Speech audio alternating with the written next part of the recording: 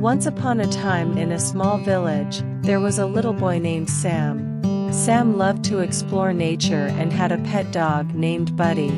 One sunny day, Sam went to the nearby forest and found a baby bird with a broken wing. He felt sad for the bird and decided to take it home. Sam nurtured the bird, feeding it and caring for its wing. Soon, the bird healed and grew strong. One day, the bird flew away, leaving Sam feeling a mix of happiness and sadness. He realized that true love means letting go and allowing others to be free. From that day on, Sam understood the importance of selflessness and the beauty of letting things be as they are.